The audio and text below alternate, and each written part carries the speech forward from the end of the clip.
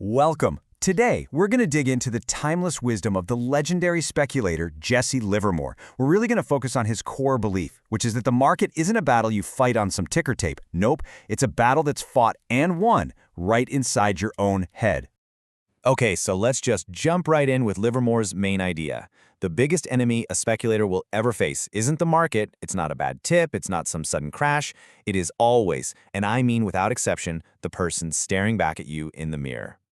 So that brings us to our first big topic. We're going to explore this internal battlefield and look at the exact psychological forces that Livermore said were responsible for blowing up more trading accounts than anything else.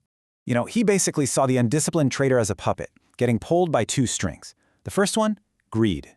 This is what causes you to rush in, over-leverage, chase hot tips, you just demand constant action. And the second string is fear. And that's what makes you sell your winners way too early or panic and sell during the market's totally normal, healthy little dips.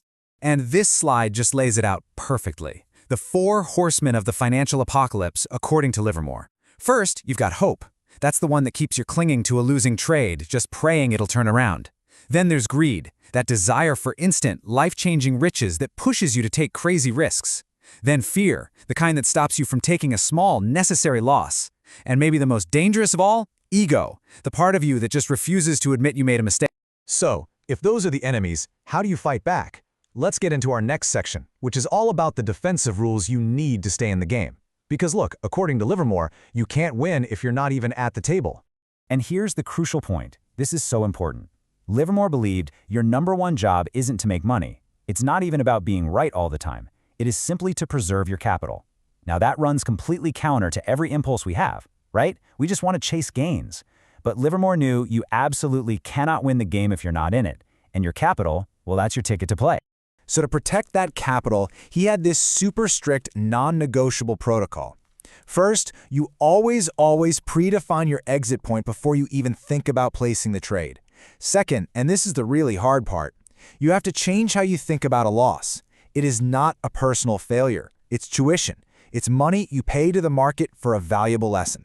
And finally, you have to cut that loss immediately, because the first loss is always the cheapest one. And this brings us to what he considered an ironclad, unbreakable rule for survival. You absolutely, under any circumstances, never, ever average down on a losing position. He saw this as the ultimate act of financial self-sabotage, literally throwing good money after bad. It completely violates his cardinal rule, which is to only add to positions that are already proving you right. Averaging down isn't a strategy, it's an emotional act of hope, a desperate attempt to rescue an ego that just can't admit it was wrong.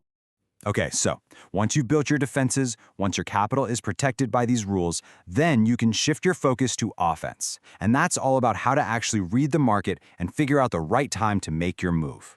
Livermore's whole approach to reading the market is captured by this really powerful idea, the path of least resistance. He believed the market, kind of like a river, will always flow in the direction where the path is clearest.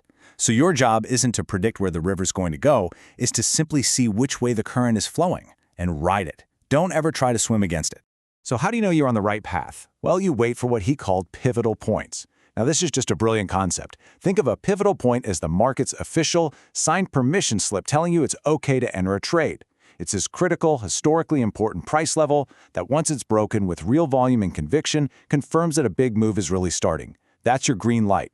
The impulse is always to jump in early, right? To try and anticipate the move. But Livermore was so adamant, you have to wait for the market to give you permission. So, you've got a disciplined mind, you've got a clear signal from the market, now we can finally talk about the proper way to engage the enemy, the art of execution. Get this. Livermore never ever went all in at once. He built his legendary positions piece by piece, very methodically. You start with a small, what he called a pilot position, just to test your timing. If the market proves you're right with a quick profit, only then do you start adding to your winner in stages. It's a technique called pyramiding. And the best part? You're using the market's own money to fund your new additions, not yours. And all of this, all these rules and concepts and strategies, they all come together into one final crucial lesson. This is the thing that underpins his entire philosophy, and it's why we're still talking about him a century later. His ultimate lesson was really this. All the technical skill in the world, all the chart reading, all the economic analysis, it's all completely useless without self-control. True mastery of the market is impossible until you first achieve complete mastery over yourself. And here's the timeless takeaway from all this.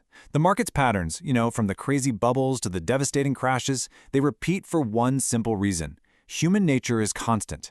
The exact same fear, greed, hope, and ego that moved the ticker tape back in 1920 are what drive the algorithms of today. Which really just leaves us with one final, very personal question. Have you mastered yours?